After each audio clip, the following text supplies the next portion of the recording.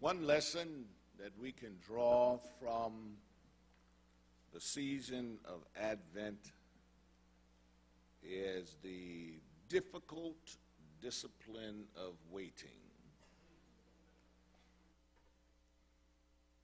As we review the history of Israel and the length of time that they were in waiting for the promise of God to be fulfilled, we see in this season that waiting and hope finds its fulfillment when God draws near. Theologically, Advent is alive with a sense of restoration and stirring with the hope of redemption. It is filled with the longing for God to rescue us and bring us back to himself. However, in our culture, Advent, the Christmas season is Advent, it is often associated with a fast-paced sense of hurry, which is referred to as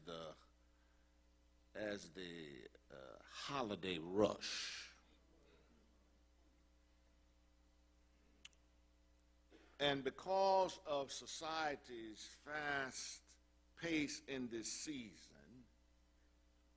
we who are Christian can find ourselves feeling the tension of impatient shoppers and hectic schedules, trying to attend all the gatherings and office parties and club parties, etc.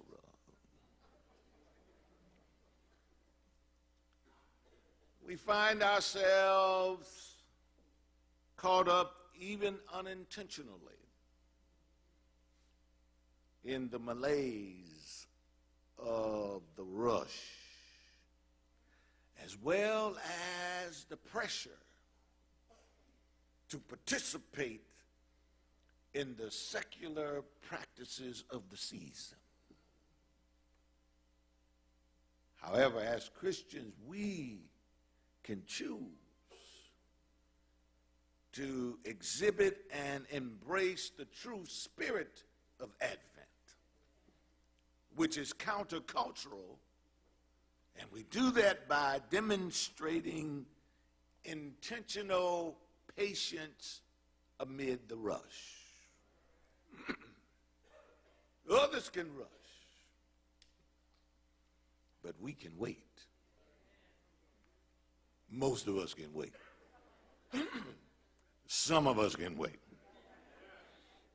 Others can hurry, but we can hope. We can wait. We can hope. We can wait, we can hope by resisting, listen, the urge to rush.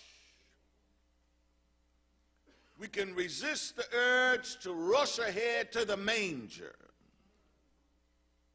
For to rush to the manger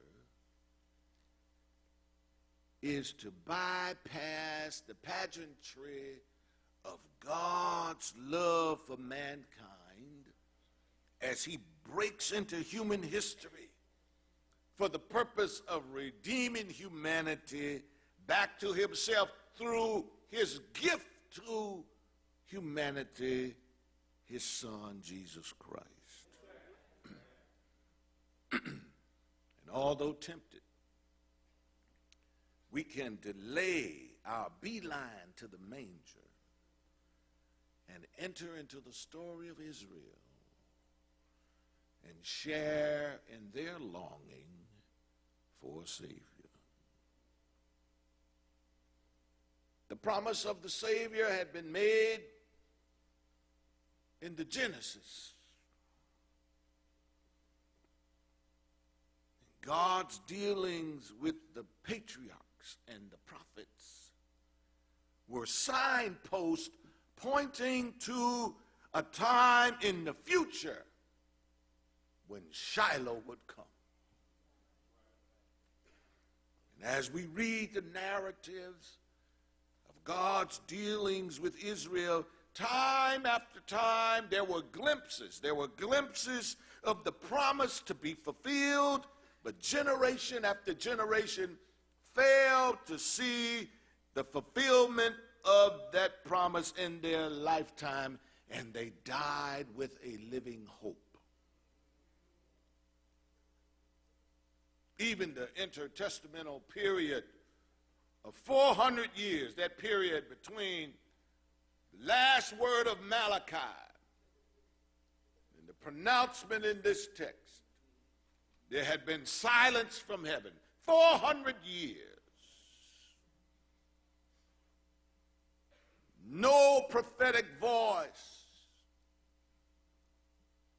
to speak to people from God. No voice was heard over the span of 4 centuries. And yet, Israel continued to wait. And they did that with patience. Then suddenly, without a warning, the silence was broken. We read in our text that God sent a messenger to earth. He sent an angel with a specific word to a specific person for a specific time. The angel made his journey from heaven to the city of Jerusalem. And he enters the temple, where he found a man whom God would use to bring about the arrival of Advent. This angel found a hopeful man. This angel found a patient man who had been a long time waiting to hear from heaven. And this is the sense that marks the Advent season. For this season is a time of waiting. This season is a time of longing. This season is a time of hope. If we pause, dare to pause, we can remember our separation from God because of sin. We can remember when our hearts ache for him to come and deliver us, and perhaps we can remember when we waited for Advent to come into our lives.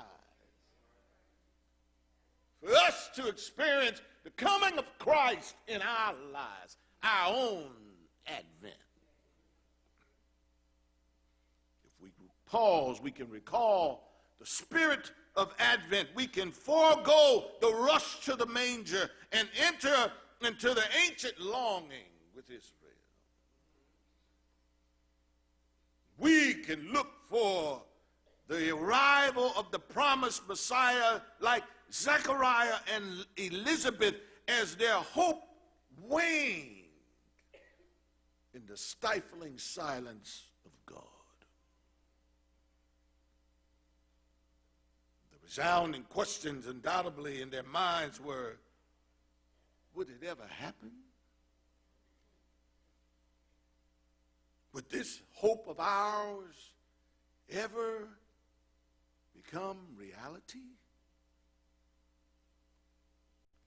For they exhibit for us an example of patience to wait on God.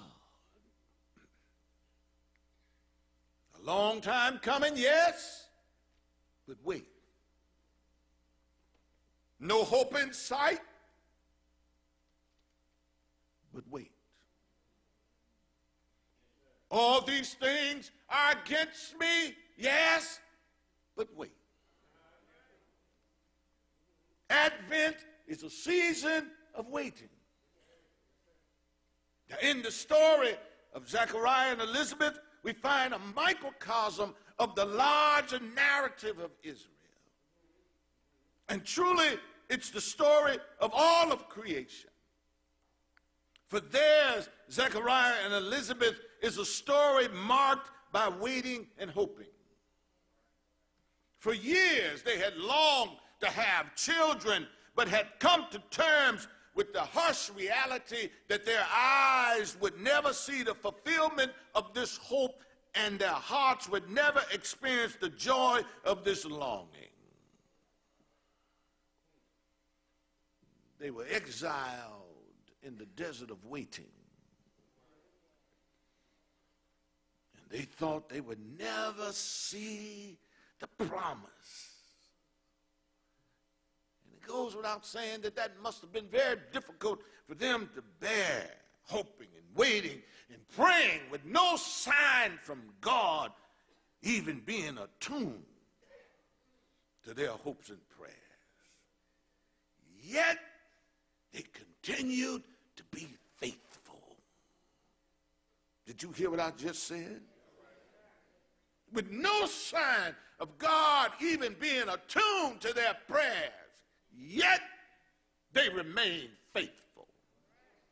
Despite his disappointment, the text says we find Zechariah in worship. Look at it with me.